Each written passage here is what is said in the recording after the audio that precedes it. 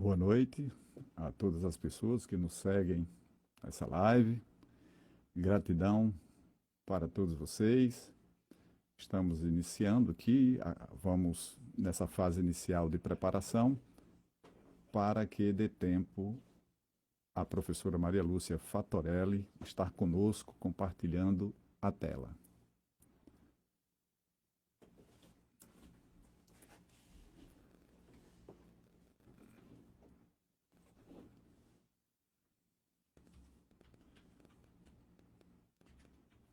Às 19h30, pontualmente. Estamos aqui nos preparando. Vocês terão a possibilidade de acompanhar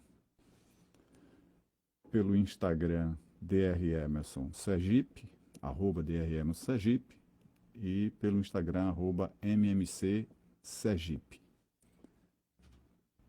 E também estará compartilhando a tela conosco a professora Maria Lúcia Fatorelli através do Instagram ML Fatorelli, com 2 T's e 2 L's. Eu não recebi ainda aqui que está no ar, Gustavo.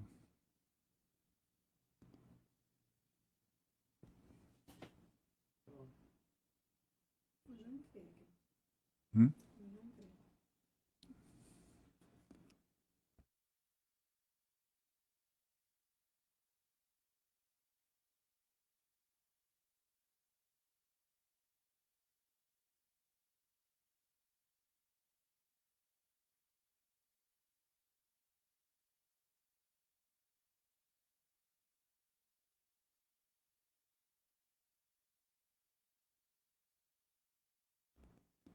Isso, estamos vendo que a professora Maria Lúcia Fatorelli está iniciando o compartilhamento da tela.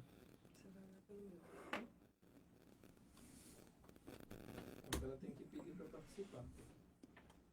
A professora Maria Lúcia Fatorelli pede para participar, para que possa então ter acesso ao compartilhamento da tela.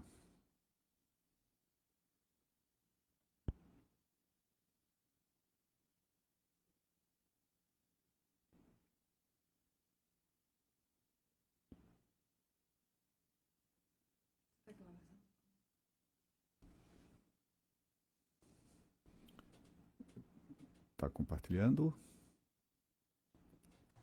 Estou esperando abrir. Ela já mandou.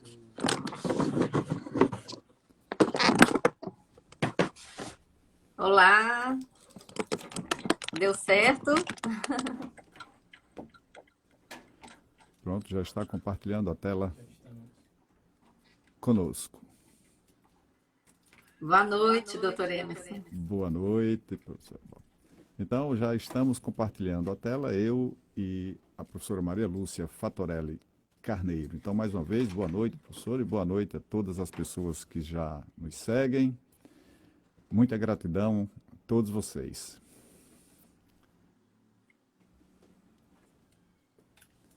Então, essa live é promovida pelo movimento Mandato Coletivo, o MMC, criado há 1 ano e meio, cujo Instagram é @MMC Sergipe, que também está transmitindo essa live. O MMC tem como objetivo se constituir na grande novidade da política sergipana, com uma pegada de encantamento da política. Internamente, para seus membros, o MMC oferece uma formação política continuada.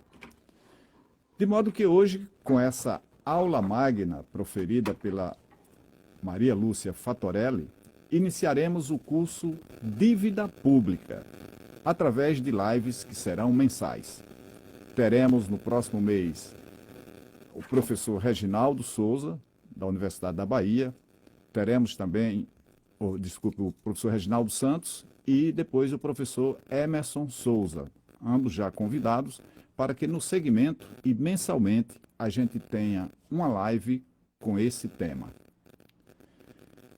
A nossa convidada de hoje possui especialização MBA em Administração Tributária pela FGV, feito em 2009. Graduação em Ciências Contábeis pela Fundação Educacional Machado Sobrinho 1986. E graduação em Administração pela Universidade Federal de Minas Gerais, 1978. É coordenadora nacional da Auditoria Cidadã da Dívida desde 2001. E aqui eu registro que cerca de 8 ou 9 anos eu fiz o curso da Auditoria Cidadã da Dívida. A Maria Lúcia Fatorelli foi membro da Comissão da Verdade instituída pelo Parlamento Helênico para auditar a dívida pública grega, isso em 2015. Membro da Comissão de Auditoria Integral da Dívida Externa Equatoriana, Subcomissão de Dívida Externa com Bancos Privados Internacionais, 2007-2008. Atuou como assessora técnica da Comissão Parlamentar de Inquérito, CPI, da Dívida Pública na Câmara dos Deputados Federais em Brasília, 2009-2010. Auditora fiscal da Receita Federal do Brasil de 1982 a 2010. Tem experiência na área de economia, com ênfase em auditoria da dívida pública e administração tributária. Com a aula dessa noite, vamos iniciar uma série através da qual temos a pretensão de responder a seguinte pergunta: quem financia o Estado e para onde vai o dinheiro público? Pois todos nós sabemos que a grande mídia, sem nenhum compromisso com o bem comum, faz muito tempo que insiste na retórica, na narrativa do pensamento único, afirmando que o problema do nosso país é a crise fiscal, que, por sua vez, provoca a falta de recursos para o investimento nas políticas públicas. O problema do Brasil não é a falta de recursos, mas sim a má distribuição entre os diversos setores da população e também entre os entes federados. A classe trabalhadora, os mais pobres e os pequenos negócios são os que financiam o Estado, enquanto a maior destinação de recursos acontece para o sistema da dívida e para os gastos da política monetária do Banco Central, que beneficia principalmente os bancos e grandes rentistas. As grandes empresas e corporações empresariais e financeiras pouco contribuem para o financiamento do Estado, pois repassam o ônus tributário para os preços de seus produtos e, quando autuadas, impetram as intermediáveis ações judiciais para evitar o pagamento do tributo exigido. Por outro lado, esses grandes negócios recebem muito do Estado, pois usufruem de inúmeros benefícios creditícios e fiscais. Basta lembrar das renúncias fiscais, o refis, e dos créditos do BNDES. Já a cultura popular estabelece como senso comum a seguinte afirmação: quem deve, tem que pagar. E essa afirmação é uma arma poderosa para a alienação midiática promovida pela imprensa brasileira, hegemonicamente a serviço do capital financeiro. Ao mesmo tempo, sabemos que a conjuntura consequente à economia política é de permanente e crescente concentração de renda, deixando significativa parcela do povo brasileiro em condições de desemprego, de subemprego, de empobrecimento, de rua, de insegurança alimentar, de fome e de miséria. Ou seja, como costuma dizer a professora Maria Lúcia Fatorelli, estamos vivendo no avesso do Brasil que merecemos. Então, iniciamos perguntando à nossa convidada de hoje o que é sistema da dívida, mencionado aqui em nosso texto, e quais são as causas das distorções que provocam extrema concentração de renda e desigualdades. Boa noite, Maria Lúcia Fatorelli. Uma honra e muita alegria recebê-la para essa aula magna. Boa noite, caro doutor Emerson. Eu vi aqui que está dando um eco. Acho que você tem que fechar seu som enquanto eu estou falando. Aí. No próprio Instagram tem um ícone aí. Eu estou afastado aqui da mesa. Aí pelo telefone mesmo você vê. Aí tem um microfonezinho na tela. A gente está fazendo aqui no estúdio e tem uma mesa de operação e justo o menino que está na operação, ele deve ter ido, deu uma saída, foi ao Sem sanitário, está problema. Então a retornando. gente, talvez o som vai ficar ruim, Hum. porque tá dando retorno, você tá vendo? Aqui eu estou ouvindo bem. Para mim, Vou, eu tô falando e tô ouvindo eco. Seria importante que as pessoas que estão aí na live, né? Boa se noite, a quem manifestem, já é. está aqui com a gente. Você tá dando eco aí para vocês ou só para mim aqui? Se alguém puder responder, porque se for só para mim, não tem problema. Se tiver dando eco, vocês podem avisar aí nos comentários.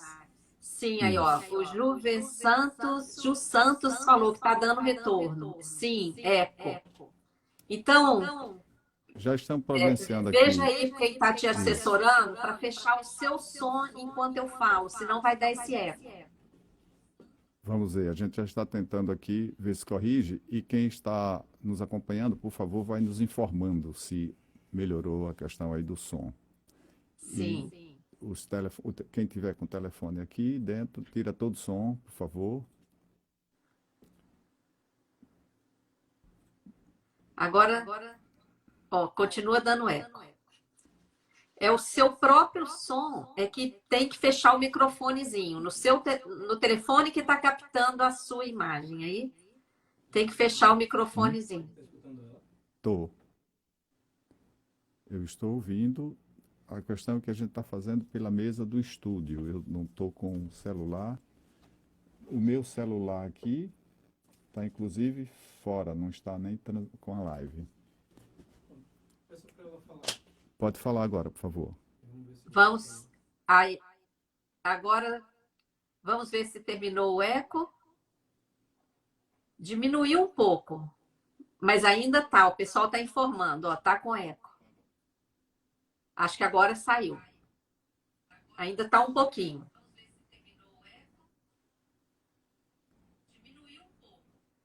Agora o eco tá mais atrasado. Que pena. Vamos lá, gente. Vamos fazer enquanto o pessoal da técnica aí vai corrigindo, né? Não vamos perder tempo, porque aqui no Instagram tem uma limitação, né? Bom, o tema que vocês escolheram, né, é fundamental. Quem financia o Estado e quem se beneficia com o gasto público. Isso.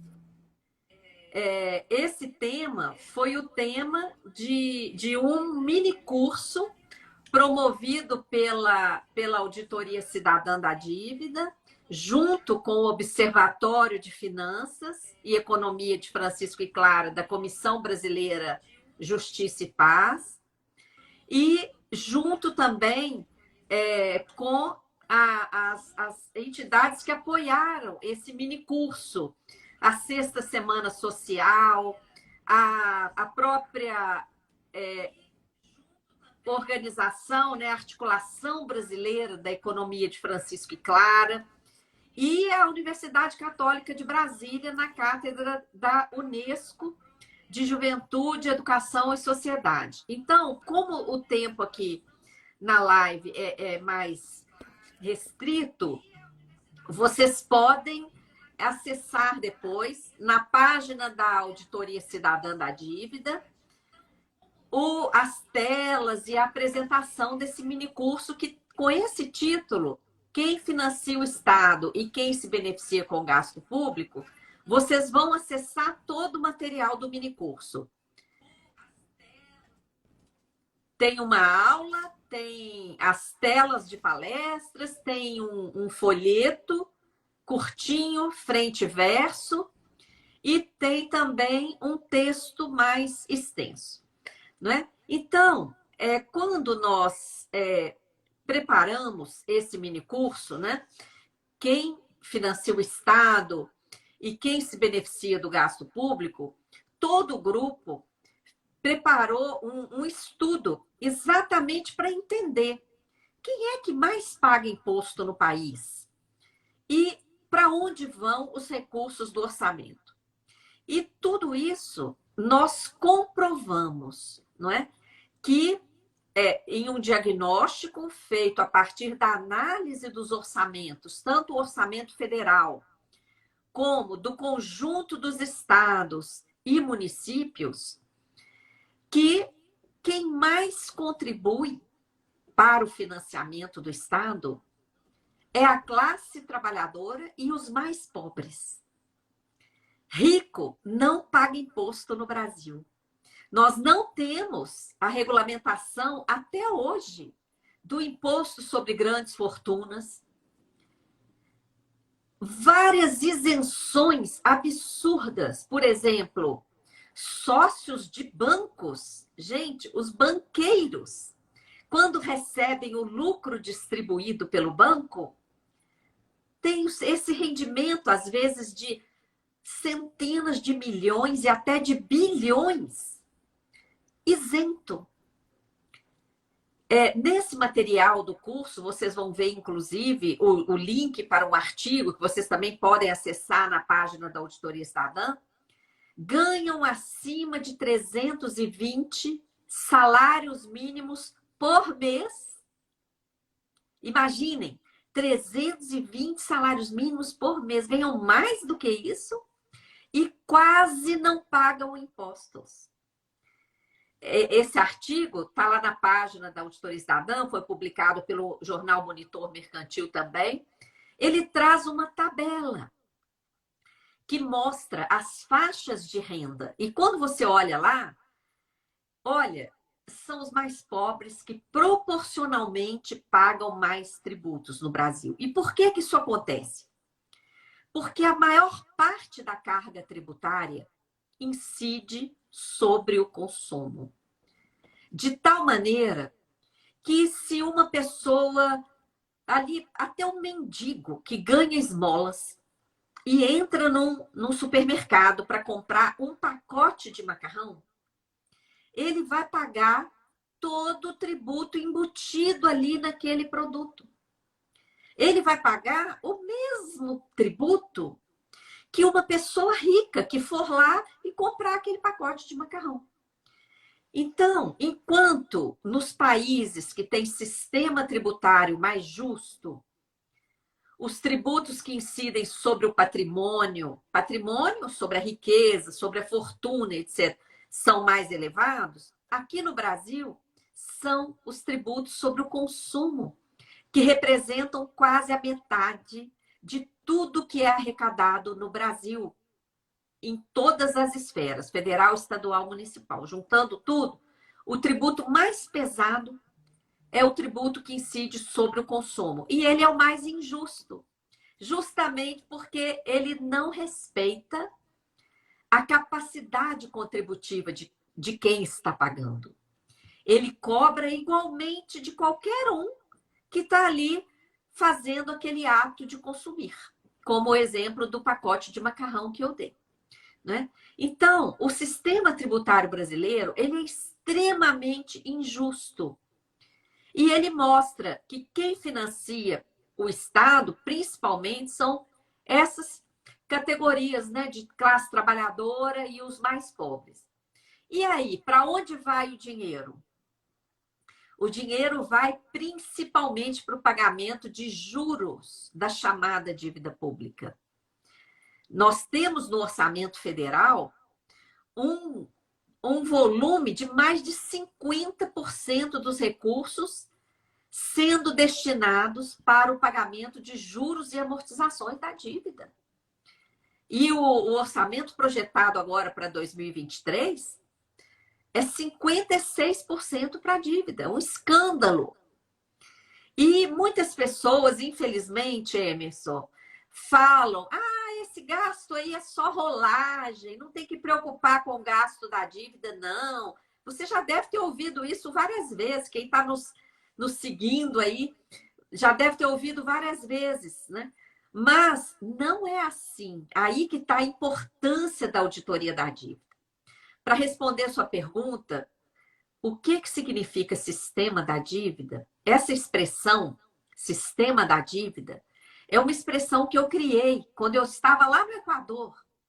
Porque aquela experiência da auditoria do Equador, ela nos deu assim, uma ampliação na visão de como o endividamento público tem operado de forma distorcida. Vamos lá. A dívida pública, gente, deveria ser algo muito bom, muito positivo. Deveria ser um instrumento para aportar, para trazer recursos para o caixa, os cofres públicos, para que o Estado, o município ou o governo federal pudesse fazer todos os investimentos necessários para garantir o bem-estar da população, para garantir infraestrutura, desenvolvimento socioeconômico, geração de emprego, de renda. Dívida pública deveria viabilizar tudo isso. Onde é que está o problema, então? O problema está que quando a gente investiga, como temos investigado há 22 anos, nós vimos que a dívida está funcionando como um sistema que alimenta mecanismos financeiros, vários mecanismos, depois eu vou dar exemplos, que esses mecanismos fazem com que o estoque da dívida aumente. Então, você olha ali, a dívida estava aqui nesse patamar, mas ela sobe. Só que essa subida não tem contrapartida em ingresso de recursos no orçamento para investimentos. Olha que grave. Então, o que está fazendo essa dívida aumentar? Que mecanismos são esses? Vou dar um exemplo da dívida do Estado, porque a maioria das pessoas entende mais fácil o que está mais próximo dela, né? Todos os estados brasileiros tinham um banco público. Aí no Sergipe, no estado do Sergipe, com certeza tinha um banco público. Como é que chamava o banco público aí, doutor Emerson? Banco do Estado de Sergipe, que existe ainda atualmente. É verdade, o do Sergipe não foi privatizado. Ele é um dos que não foi privatizado, então? Sim. São pouquíssimos que não foram privatizados. O Banrisul, Banco do Estado do Rio Grande do Sul, o do Sergipe, da Bahia, BRB, Banco de Brasília também não foi. Pouquíssimos. Mas a grande maioria dos bancos estaduais foram privatizados. E o que aconteceu com essa privatização? Os bancos foram vendidos por preços irrisórios, como acontece com a maioria das privatizações no Brasil. Todo mundo aí acompanhou o absurdo que foi a privatização recente da Eletrobras pelo governo federal atualmente, não é? Através de medida provisória, apesar de várias irregularidades apontadas lá pelo TCU, acabaram aprovando, autorizando essa privatização infame, de altíssimo risco para o nosso desenvolvimento socioeconômico. E o que aconteceu?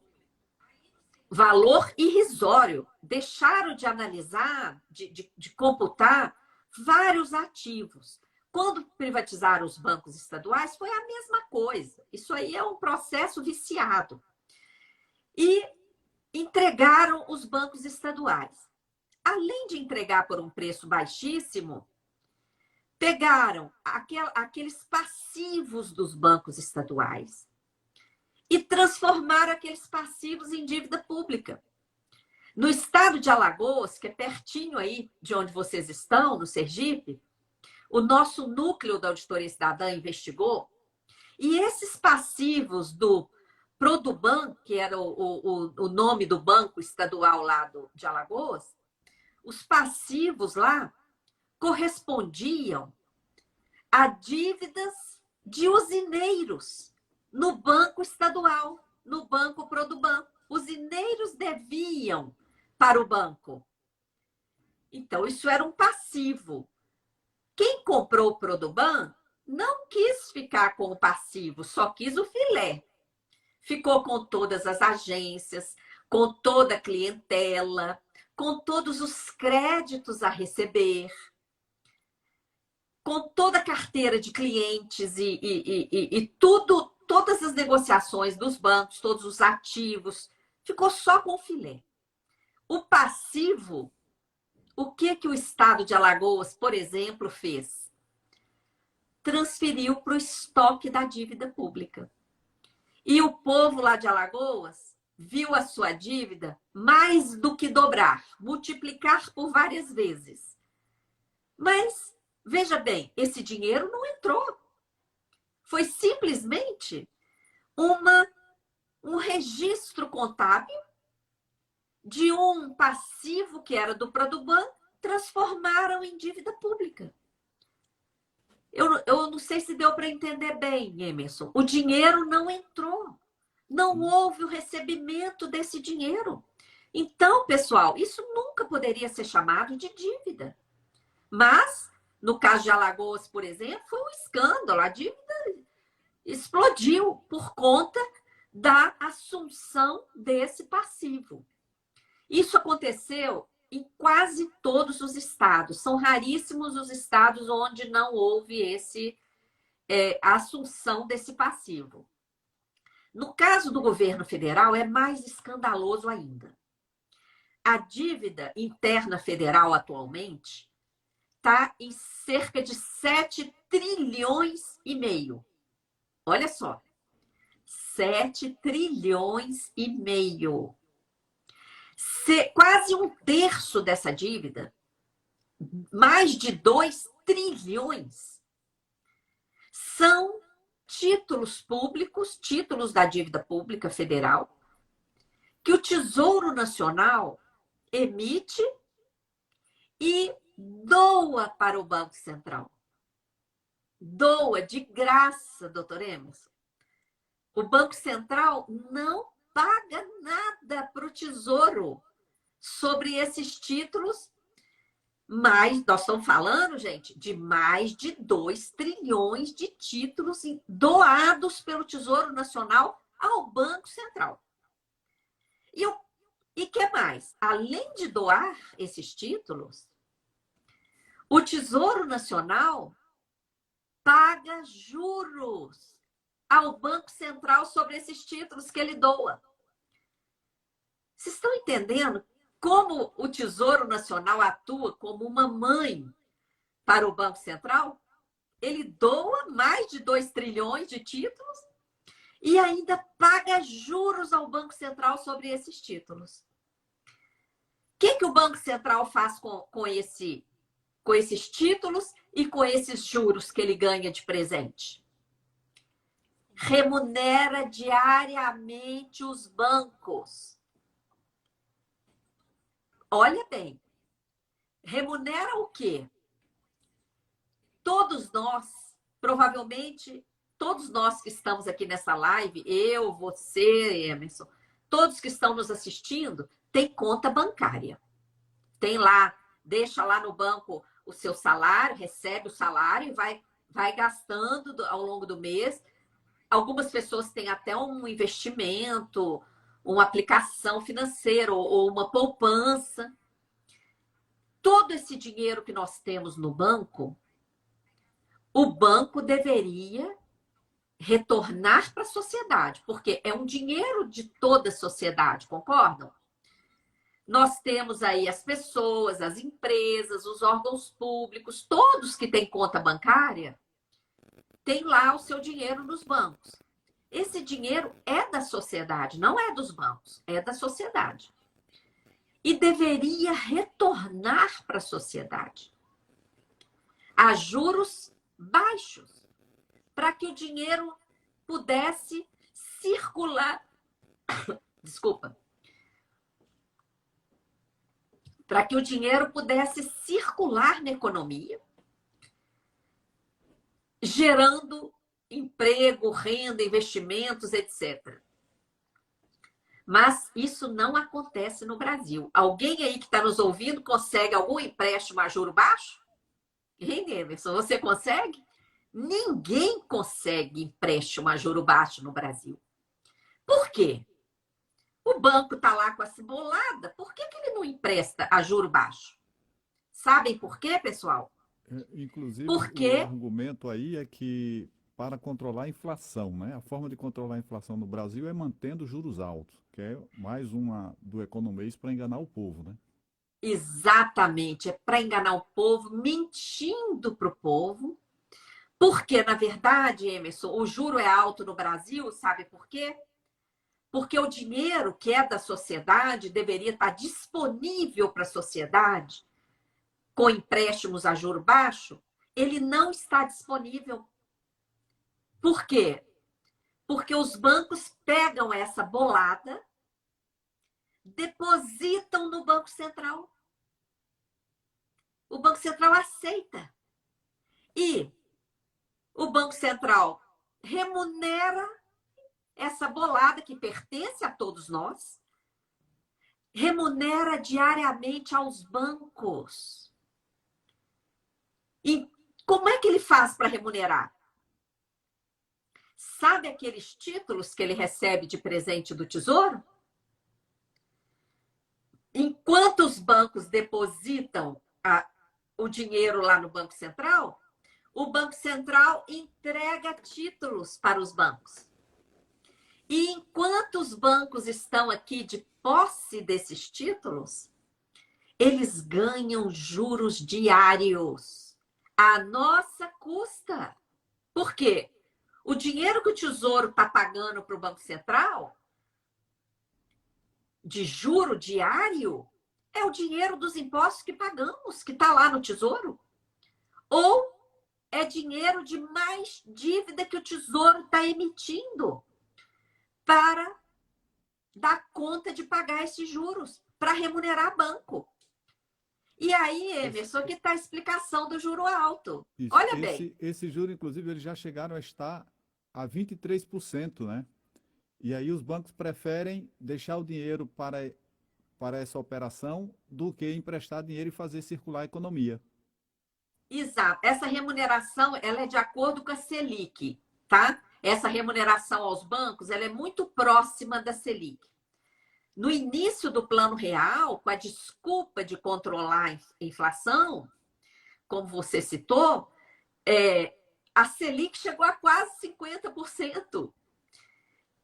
Assim, e tem gente que ainda elogia isso, tá? Um absurdo. Agora, a Auditoria Cidadã vai lançar segunda-feira uma campanha pelo limite do juro no Brasil, porque o limite dos juros é uma realidade em quase 80 países. Inclusive na Europa, nos Estados Unidos tem limite para juros, e que é um país considerado altamente liberal, tem limite para juros. Aqui no Brasil, não. Tem bandeiras de cartão de crédito aí que cobram mais de 1000% de juros, né? E isso afeta quase 80% da população brasileira que está endividada. Então, Emerson, só para concluir aí a explicação do sistema da dívida. Sistema da dívida, gente, é a expressão, então, que eu criei para caracterizar esse funcionamento distorcido do endividamento público. O endividamento público deveria financiar investimentos públicos de interesse da sociedade, mas ele está sendo usado para desviar dinheiro público, principalmente para o setor financeiro. Conforme esses dois exemplos que eu dei. No caso da dívida dos estados, que os estados assumiram passivos dos bancos estaduais, e no caso da dívida federal, em que a remuneração da sobra de caixa dos bancos corresponde aí a um volume absurdo, mas tem estado acima de 1 trilhão desde janeiro de 2016. Acima de 1 trilhão de reais. Por isso, Emerson, a gente luta por uma auditoria. A auditoria é a ferramenta que vai investigar esses mecanismos que usam do manto da dívida pública, né? Porque dívida pública é uma coisa que todo mundo respeita. Quem tem uma dívida tem que pagar. Então, o mercado foi muito esperto para escolher a dívida pública para ser o veículo do roubo. Entendeu? Porque ele acha que ninguém vai investigar uma dívida. A dívida tem que ser paga. Claro, mas espera aí. Nós estamos falando de dívida ou nós estamos falando desses mecanismos que estão usurpando o endividamento público? Então, para diferenciar isso, eu criei essa expressão, sistema da dívida. E esse sistema da dívida, ele está integrado. Ele não é uma coisa isolada. Ele está integrado com o modelo econômico. Por exemplo, todo ajuste fiscal, teto de gastos, contingenciamento de gastos, é tudo para pagar dívida. O teto estabeleceu o teto somente para os gastos sociais. O gasto com a dívida ficou fora do teto. O que mais? Todas as privatizações têm sido justificadas pela necessidade de pagar dívida. E todas as contrarreformas também têm por trás a necessidade de pagar dívida. Então, o sistema da dívida, Emerson, ele tem aí como um polvo, sabe? Tem os seus tentáculos aí em todo o modelo econômico, em todas essas medidas que sacrificam o povo, que retira direito do povo, que rifa o nosso patrimônio público e que nos joga na escassez. Uma escassez que não tem nada a ver com o Brasil. Então, basicamente, é isso. Muito bem.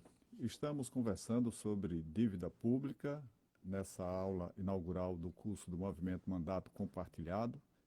E o tema começa com a explanação do sistema da dívida, e aqui eu já vejo como dialoga isso com outro termo muito usado nas falas e nos textos da auditoria cidadã, que é uma das distorções, né, desse macrosistema, que é a política monetária suicida, né, a palavra utilizada, e aí a gente vai entender por quê, diante da sua explicação, praticada pelo Banco Central, e que, trocando em miúdos essa política monetária suicida, que foi feito agora na apresentação, eu acrescentaria que, além de suicida, essa política monetária é desumana. E vejam quantas contradições nesse cenário, né? Nós já tivemos aqui a questão dos juros altos, que utilizado para conter a inflação, e a gente viu efetivamente o que acontece. Uma outra coisa, professora, é que a gente viu aqui um dos pilares é a privatização, né? No modelo do Estado neoliberal e do capitalismo financeiro, nós vamos ter a privatização como um dos alicerces. E veja que essa ganância do sistema da dívida, desse grande aspirador, né, em polvo, que eu vejo cada tentáculo desse no bolso de cada brasileiro, né, retirando o mais que pode, e essas pessoas ficam imaginando como buscar mais recursos. E vejam que até tem contradições, né? Tem a questão dos juros altos para controlar a inflação. Teve momento da inflação no Brasil está baixa, e os juros muito altos. Então, provando que é uma falácia, que não é verdadeiro esse argumento. E uma outra coisa é a privatização. Privatizar, privatizar, privatizar, mas aí vem um outro termo, né, que o economês inventa, que é a securitização. E essa securitização, ela começa com a criação de empresas estatais. Então, peraí, é uma confusão, né? Mas não, é tudo no objetivo de onde podemos buscar mais dinheiro. Então, a securitização propõe a privatização. E, no entanto, a macroeconomia fala que, no caso, a estatização, melhor dizendo, desculpem, a securitização começa com a estatização, criação de empresas estatais. E, no entanto, a macroeconomia, né, alardeia nesse pacote de ajuste fiscal a necessidade da privatização. Então, eu gostaria que a senhora conversasse, falasse um pouco sobre essa contradições. Dos juros altos a senhora já falou, e agora caminhar um pouco com relação à securitização. O que seria isso e como se dá esse processo? Sim, Emerson, super importante, né? Porque justamente para ilustrar o sistema da dívida, vem essas distorções, não é? A chamada securitização, olha o nome que colocam. um nome para impedir, assim, para de cara afastar as pessoas, né? O senhor é médico, o senhor sabe muito bem, né, que todas as pessoas, isso quem me ensinou foi uma psicóloga lá de Belo Horizonte, sabe? Ela explicou, ela falou, você sabe por que eles colocam esses nomes complicados? Eu falei, bom, para que as pessoas desanimem, né? Ela falou assim, mas você sabe por que as pessoas desanimam? Porque todo mundo, por exemplo, você está lendo um jornal ou uma revista, você vê um termo complicado ali que você não domina, essa psicóloga nos explicou que isso, às vezes até inconscientemente, gera um sentimento de humilhação. Porque a pessoa escuta aquilo ali, ela fala, nossa, eu não sei o que é isso. Ela consciente ou inconscientemente, ela se sente humilhada por não saber. E aí, essa humilhação, ninguém quer ser humilhado. Quem quer ser humilhado? Ninguém. Então, a pessoa deixa aquilo de lado para não ser humilhada. Então, qual é a nossa tarefa? Empoderar as pessoas. Trocar em miúdos isso que eles tentam complicar para que as pessoas entendam e não se sintam mais humilhadas. Pelo contrário, se sintam empoderadas por adquirirem aquele conhecimento. Então, o que nós fizemos no caso da securitização? Olha, ninguém precisa ficar humilhado porque não está entendendo isso, viu? Porque um professor de Goiás que pesquisa exatamente esses produtos financeiros, esses derivativos, essa parafernália toda que o mercado cria nesses tempos de financiarização, esse professor detectou, doutor Emerson, a existência de grupos contratados para criar esses produtos financeiros complexos. Eles são criados para serem complexos, para dar muita volta, para ficar bem difícil de decifrar o roubo que eles operam. Então, a primeira vez que eu lidei com essa questão da securitização foi quando eu tive o convite para trabalhar como voluntária na auditoria da dívida grega. Foi uma auditoria realizada pelo parlamento grego sobre a dívida, que todo mundo lembra da crise da Grécia. Eu fui lá em 2015, passei 7 semanas lá investigando a dívida grega. E o que nós descobrimos? A Grécia foi uma vitrine. Na verdade, havia uma empresa estatal criada e localizada, sediada em Luxemburgo, que é um paraíso fiscal, que aceita qualquer coisa. Essa empresa era sediada lá. Agora, ela era uma estatal. 17 países europeus, 17, eram sócios dessa empresa. O que essa empresa fazia? Emitia papéis financeiros e entregava, vendia esses papéis para bancos europeus, principalmente. Esses papéis que essa empresa emitia tinham a garantia desses 17 países europeus. Tá? Então, no meio daquela crise toda lá, o que acontecia? Quando os jornais noticiavam que os países estavam ajudando a Grécia, e os países realmente, Emerson, tiravam dinheiro dos seus cofres públicos, só que eles não entregavam esse dinheiro para a Grécia. Eles depositavam esse dinheiro no Banco Central Europeu, numa conta vinculada a esse esquema de securitização. Então, os países depositavam, o dinheiro ficava lá nessa conta no Banco Central Europeu. Na hora que aqueles papéis que aquela empresa tinha emitido e entregue para os bancos, quando aqueles papéis venciam, aquele dinheiro dos países ia para os bancos. Só uma migalha ia para a Grécia. Então, nós descobrimos todo esse manejo. E tem vários outros passos que aqui vocês podem acessar depois outros vídeos lá em que a gente faz até um desenho, porque o negócio é enrolado mesmo, sabe? De propósito.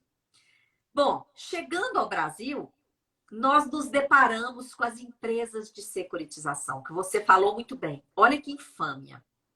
Enquanto estão aí privatizando Eletrobras, Correios, falam em privatizar, inclusive, Banco do Brasil e Petrobras, tá? Ao mesmo tempo, estão criando essas empresas estatais para operar esquema de securitização.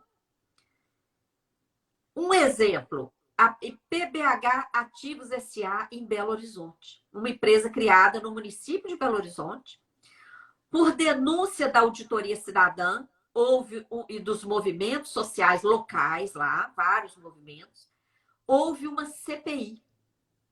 Essa CPI acabou nos convidando para colaborar voluntariamente. Nós colaboramos com a CPI lá e fizemos um relatório. Nosso relatório foi parar no Tribunal de Contas do Estado, que simplesmente suspendeu o pagamento, mandou parar de pagar. Por quê? Detectou juro abusivo, aquele juro de 23%. Os papéis emitidos pela empresa, PBH Ativos S.A., ofereciam juros de 23% ao ano. E como é que esses papéis eram pagos? Quem comprou esses papéis? O Banco BTG Pactual comprou 100% dos papéis. Claro! Onde é que se consegue um papel que paga 23% de juro? Então, isso aí é, na verdade, uma dívida pública disfarçada, maquiada, não é? Desse negócio complexo. E como é que essa dívida pública, como é que esses papéis são pagos? Por meio do desvio dos tributos pagos ao município de Belo Horizonte. Os contribuintes continuaram pagando seus tributos do mesmo jeito, na rede bancária. Só que aquele dinheiro não ia diretamente para o cofre público. Aquele dinheiro caía numa conta vinculada ao esquema de securitização. Igualzinho lá na Europa, a conta vinculada no Banco Central Europeu. Era assim, guardadas as devidas proporções, né? Porque lá era uma empresa só, 17 países sócios. Aqui estão construindo uma empresa em cada estado, uma empresa em cada município. Então, eu até convoco vocês a verificar se aí no estado do Sergipe está sendo criada empresas de securitização pública. Nos municípios também, porque no estado de Minas Gerais tem MGI Participações, no estado de São Paulo tem CPSEC S.A., o nosso núcleo de São Paulo, inclusive, está investigando. Em Belo Horizonte, a PBH Ativos. E vários outros estados e municípios, nós já detectamos, já denunciamos, e vários tribunais de contas e Ministério Público de Contas já barraram o esquema, já ficaram alertas ao esquema.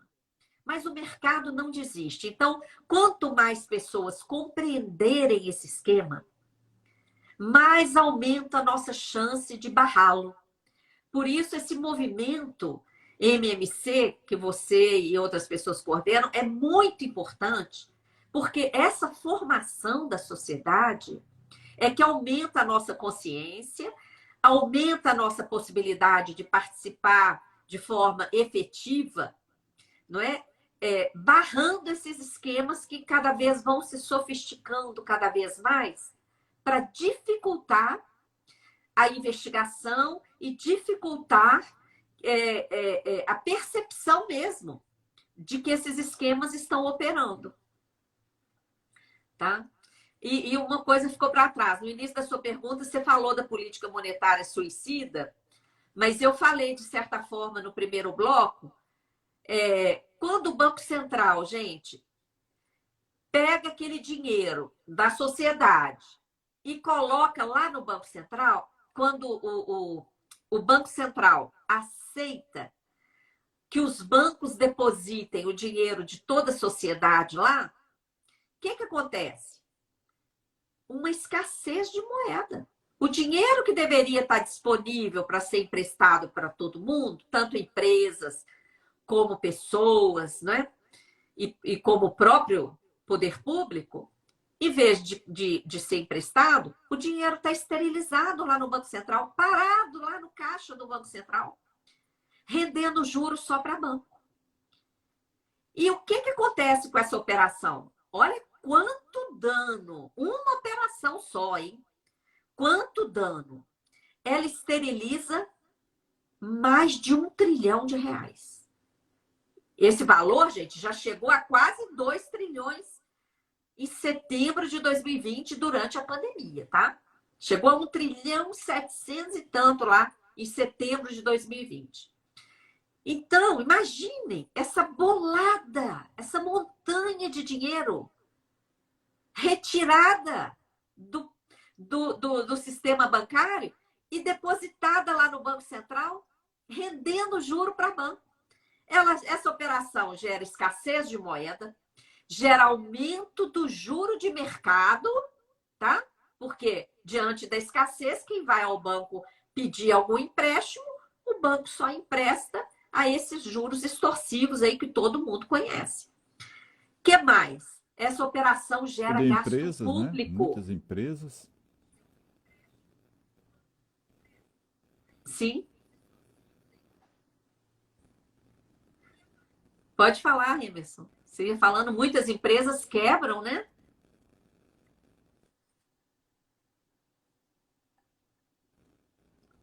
Muitas empresas vão à falência por falta de acesso a crédito, aumenta o desemprego, aumenta toda escassez, não é? É um processo contínuo de escassez, por isso que a gente fala que é uma política monetária suicida, tá?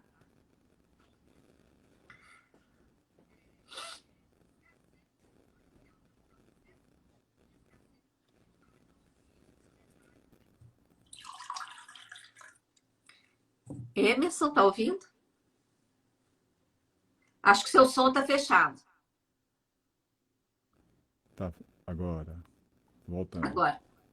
Mas estou lhe ouvindo sempre. Estou lhe ouvindo. Então é isso que eu queria explicar. Sobre a securitização, tem vários artigos lá na página da Auditoria Estadã. Eu recomendo um deles, que é bem didático, o pessoal gosta. Securitização.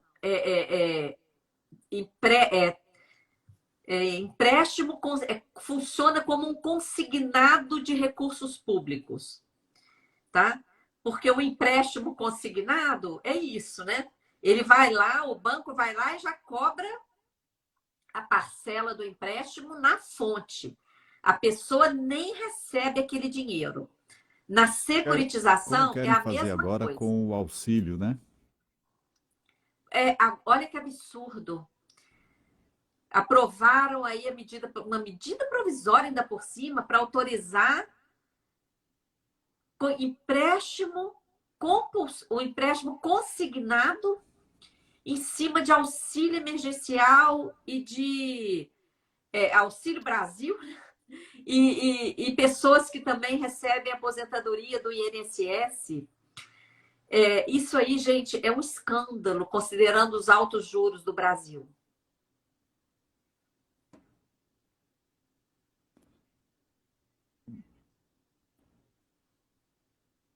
Não estou te ouvindo. Isso.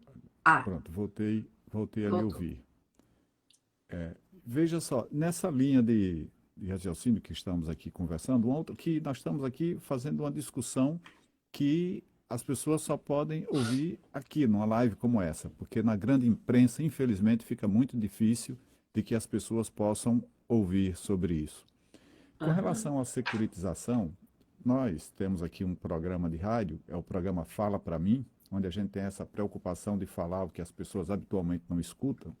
Nós reproduzimos toda aquela sequência do curso da CBJP com auditoria cidadã sobre de onde vem o dinheiro público e para onde vai. E no dia que falamos sobre a securitização, né, replicando, fazendo ecoar aquilo que foi discutido lá no curso, alguém entrou em contato e disse que aqui em Sergipe ele afirmou que já existe a criação de uma empresa aqui. Nós vamos verificar isso para ver da procedência dessa informação para que a gente possa ter maiores detalhes. E uma outra coisa que gostaria já nesse sentido de que a gente vá discutindo aqui o que habitualmente a gente não escuta na grande imprensa, conversar um pouco sobre o BNDES. Né? BNDES que foi tão utilizado para a desconstrução política, né? de imagens, de partidos, de uma série de coisas que a gente não... O importante é que, mais uma vez, o povo brasileiro que financia, ele não é informado da verdade, né? E desde sempre o BNDES tem se comportado da mesma forma, desde sempre, através de inúmeros governos. Então, gostaria que nos explicasse um pouco qual é a origem dos recursos e para onde vão os recursos do BNDES. Sim, super importante. Olha, o BNDES é uma potência. O BNDES, gente, tem um patrimônio, tem muitas vezes maior do que do Banco Mundial. Então, o Brasil não precisaria acessar nada do Banco Mundial. Mas o que tem acontecido? O BNDES tem financiado privatizações. Olha agora, no caso da Eletrobras, o BNDES é que bancou aí todo o estudo, ele foi o grande operador da privatização da Eletrobras. O BNDES tem financiado investimentos pós-privatização em valores infinitamente superiores ao valor da própria venda do ativo. O nosso professor aí, coordenador do Núcleo Alagoas, levantou aí várias empresas locais de energia, em outros casos de água, esgoto, de saneamento, que foram privatizados por 50 milhões. 50 milhões! E logo após a privatização, receberam empréstimos do BNDES a juros subsidiados por nós, né? Assim, de mais de 10, 15 vezes o valor da privatização. Receberam empréstimo de 600 milhões, compraram por 50 milhões e receberam empréstimo por 600 milhões. E aí a população olha e fala, olha, aí depois que privatizou, olha o investimento. Só que aquele investimento está sendo feito com o nosso dinheiro. Por que nosso? Você perguntou muito bem, quem financia o BNDES? Gente, é dinheiro do Tesouro Nacional. O que é o dinheiro do Tesouro Nacional? É o dinheiro dos tributos que pagamos. O que mais? O dinheiro do FAT, do Fundo de Amparo ao Trabalhador. Então, as principais receitas do BNDES são Fundo de Amparo ao Trabalhador e dinheiro do Tesouro Nacional, quer dizer, tributo que pagamos. Então, o BNDES deveria estar financiando o investimento público, a geração de emprego e renda. Nós temos um volume enorme de dinheiro lá. E o que o BNDES está fazendo? Rifando o seu patrimônio, como agora. Na privatização da Eletrobras, ele vai vender as suas ações. E vai fazer o que com o dinheiro? Dar empréstimo para o setor privado, que está comprando o nosso patrimônio público. Então, infelizmente, viu? o Brasil, como você falou no início, a gente está vivendo do avesso que poderíamos estar. O Brasil é riquíssimo. Nós temos simplesmente tudo. Nós temos riqueza natural e nós temos dinheiro em caixa, nós temos o BNDES. Mas olha aí o estado de penúria que a maioria do nosso povo está. Desnecessariamente. Tudo por conta desse modelo econômico que atua no Brasil, que prioriza transferir renda e riqueza para o setor financeiro, principalmente através do sistema da dívida, da política monetária nacional, da política monetária do Banco Central, praticada pelo Banco Central, mas também, Emerson, através do modelo tributário, que foi a primeira coisa que nós falamos aqui. É um modelo totalmente distorcido. Quem mais deveria estar pagando imposto não paga, é isento, como eu falei, a distribuição de lucros e várias outras modalidades, né, de distorções tributárias. E também no grande agronegócio de exportação. Veja só, o grande agronegócio aí batendo recorde de safra, recorde de lucro, recorde de exportação, e o povo brasileiro morrendo de fome. Tornamos a voltar ao mapa da fome. Olha que vergonha para quem está dirigindo esse país. Vergonha! Um país que tem tudo, deixando a sua população faminta, não é? Então, esse modelo é todo programado para produzir escassez. Nós temos que virar esse jogo, como uma campanha também da Auditoria Cidadã diz, é hora de virar esse jogo, não é?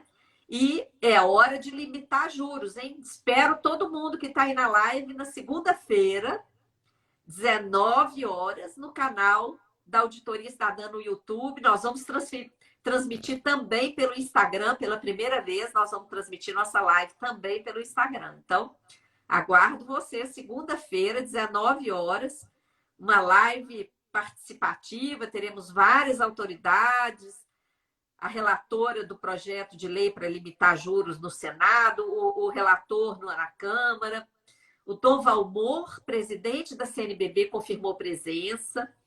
Enfim, aguardo vocês.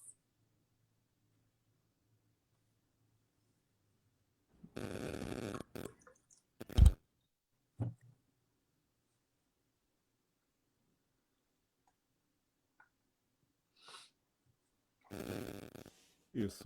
Nós queremos aqui pedir desculpas pelo problema de som que nós tivemos. A gente imaginou fazer aqui do estúdio para que a gente tivesse mais qualidade de imagem, de som, mas tivemos problemas, mas que de certa forma foram sendo sanados à medida que avançávamos.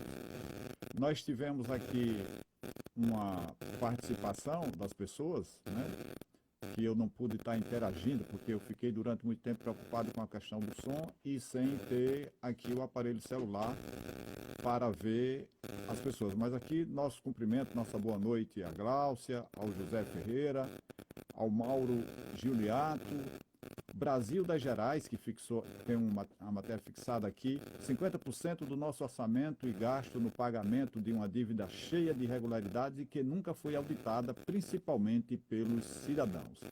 Nosso boa noite ao José Ferreira, ao Mauro Giuliato, já falei. Tem muitas observações aqui. Brasil das Gerais, cadê a saúde, a educação, a moradia, o emprego, né? Se vai o dinheiro para tudo isso, falta consequentemente, então a gente precisa vincular tudo isso com a nossa economia política. O Cisino Gilto dá boa noite, o José Ricardo está conosco, está aqui, José Ricardo 9535, boa noite. E se muita gente, me desculpem, eu não pude estar interagindo, porque eu estava, inclusive, sem o aparelho aqui, eu estava só ouvindo e sem poder fazer essa interação das pessoas que estavam agindo aqui conosco. Mas creio que muito boa a nossa live, lembrando que ficará salvo lá no IGTV do Instagram @DREmerson Sergipe. E também vamos procurar deixar no @MMC Sergipe. tá? Disponibilizar o mais possível. Vamos ver se há condição também de que a gente passe para o YouTube, de maneira que possa ficar disponibilizado, de modo que as pessoas compartilhem, possam indicar para outras pessoas e também ouvirem quantas vezes quiserem. E poderia mais uma pergunta, professora, para a gente encerrar? Sim, Pode ser? pode. Nós já estamos às 20h35, já temos 1h e 5 minutos de live. De tudo que nós imaginamos aqui conversar, falta só rapidinho e a senhora encerra já aqui, já agradecemos de antemão a sua participação. É sobre as receitas e despesas públicas, né? Como elas acontecem e contribuem dentro desse cenário que foi passado aqui. Então, como a gente explica e detalha lá nesse curso que está disponível, mini curso, né?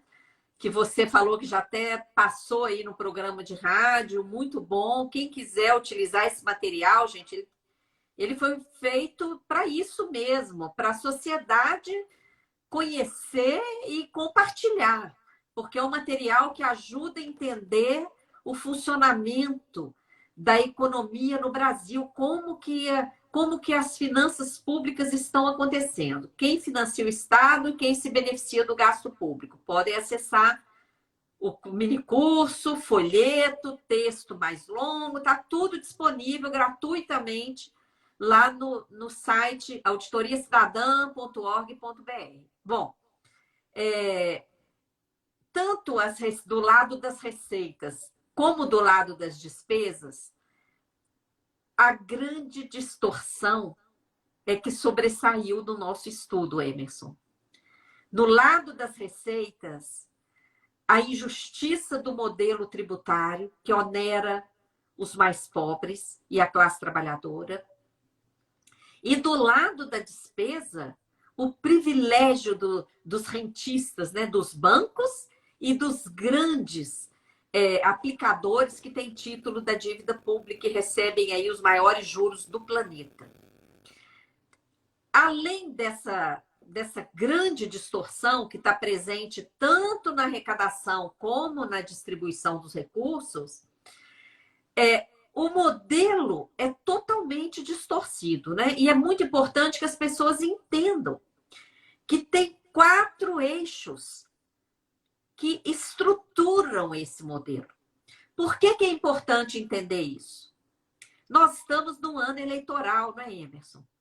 E durante o processo eleitoral, muitos candidatos fazem aqueles discursos, né? Ah, eu vou fazer isso, eu vou fazer aquilo. Só que, na verdade, nós temos que questionar o que eles vão fazer em relação a esses 4 eixos que estruturam o modelo econômico. Senão não vai mudar nada, pessoal. Senão vai continuar tudo como sempre esteve. Nós temos que exigir que os candidatos se comprometam com a transparência do gasto público, tem que comprometer com a auditoria da dívida, tem que comprometer com um modelo tributário mais justo, com uma alteração do modelo de produção de alimentos. Nós temos que ter uma economia solidária, nós temos que privilegiar a pequena economia, a economia familiar, que realmente produz alimento para o povo brasileiro. Nós temos também que enfrentar essa política monetária do Banco Central. Olha, o fato do Brasil ter as taxas de juros mais altas do planeta, historicamente, essa história tem que mudar. E essa campanha que a gente vai lançar segunda-feira, ela tem um grande potencial de modificar isso. Então, para contribuir com o debate eleitoral, a Auditoria Cidadã lançou uma carta aberta. Está disponível lá na página da auditoria. Vocês, todos que estão nos ouvindo, podem acessar. Essa carta aberta foi enviada a todos os partidos políticos, porque vocês sabem que para cumprir a legislação eleitoral, a gente tem que tratar igualmente todos. E isso foi feito pela Auditoria Cidadã. Enviamos para todos os partidos políticos e, junto com essa carta aberta, nós enviamos um questionário para que os partidos distribuam aos seus candidatos, fazendo aí 12 perguntas para o candidato responder sim ou não. Por exemplo, se ele é a favor de uma auditoria da dívida pública. E são 12 perguntas. Vocês podem acessar lá na página, enviem para os seus candidatos, falem para os seus candidatos responderem, porque nós estamos publicando as respostas que chegam lá. E vamos depois fazer, quando começar mesmo o processo eleitoral, nós vamos fazer uma grande live anunciando, né? Quem é que está respondendo, como é que está o posicionamento em relação às perguntas. Então, é muito importante que os candidatos e candidatas se posicionem sobre esses temas que realmente estruturam o funcionamento da economia no Brasil. E eu quero também, Emerson, te agradecer por esse convite, te parabenizar por esse movimento de cidadania, principalmente em ano eleitoral, um movimento que visa conscientizar as pessoas a participar efetivamente e de uma forma em que elas realmente vão opinar e fazer a diferença no processo eleitoral. Isso é que é exercer a cidadania. Então, você está de parabéns, conte com a Auditoria Cidadã, viu? Foi um prazer participar aqui desse bate-papo que você chamou de aula, mas foi mais um bate-papo entre nós e eu espero que quem nos acompanhou aqui tenha sentido, tenha aproveitado, né, do que a gente falou aqui e que acesse a página da Auditoria Cidadã, as redes sociais, principalmente a live da próxima segunda-feira, gente, dia 18 às 19 horas, lançamento virtual da campanha pelo limite do juro no Brasil. Essa campanha tem potencial de mudar essa história de usura, de exploração do povo brasileiro pelo sistema bancário. Aguardo vocês, porque esse juro, gente, está afetando as famílias, está levando desespero para muita família. Isso é uma situação de direitos humanos. O juro alto está quebrando as empresas, aumentando o desemprego. E o juro alto é também o principal fator de crescimento da dívida pública, tanto federal como dos estados e municípios. Então, tem que parar com essa exploração, né? Então é isso, eu agradeço imensamente a oportunidade, fico à disposição, viu, para outras ocasiões e aguardo vocês nos canais da Auditoria Cidadã, nas redes sociais. Muito grata, boa noite a todos. Opa, todos nós aqui somos muito gratos. Aqui eu estou olhando no celular, as pessoas aplaudindo, as pessoas elogiando a qualidade do que foi passado. Mandar um abraço para o Ricardo, para a Dona Yara, para as pessoas que estiveram nos acompanhando. E para o Brasil das Gerais, que participou ativamente aqui de toda a live, trazendo informações, participando dos debates. E olha, muito agradecimento, muita gratidão. Eu confesso que admiro o seu trabalho de há muito tempo. Eu sou médico, a formação que a gente tem na área de economia, dessas coisas todas, mas muita leitura, aí eu lhe digo, a fonte principal é a Auditoria Cidadã da Dívida. Eu há muitos anos que faço esse acompanhamento e vejo o trabalho que você presta a esse país, a sua dedicação, a sua competência, a forma como, de modo obstinado, com bastante discernimento, você faz. Parabéns por esse trabalho, nosso reconhecimento por esse trabalho, e que tem sido, como disse, para mim, uma grande fonte, né, de aprendizado de tudo isso. Eu tenho muitos artigos no meu computador, eu sempre acompanho a auditoria, eu tenho os livros, né, do curso, há uma distribuição dos livros, e eu consulto, leio. Aqui no programa nosso, já por diversas vezes que eu faço cursos em cima da dívida pública, dia a dia, repassando aquelas informações que estão lá, de modo que a educação é libertadora e que a gente possa distribuir, socializar essa informação. Muito grato de coração, com certeza que, havendo oportunidade, estaremos juntos outras vezes, trazendo informação, porque a educação liberta. Muito obrigado, muito grato mesmo a sua participação, e fica gravado tudo aqui, tanto no canal do MMC Sergipe, quanto do DR Emerson Sergipe, para que vocês possam rever. Muito grato, muito obrigado a todos que nos seguiram nessa noite, e lembrando que, mensalmente, nós teremos uma live com o tema dívida pública, tá bom? Maravilha, gratidão, Emerson. Tá ótimo. Gratidão enorme. Boa noite a todas Boa as noite. pessoas.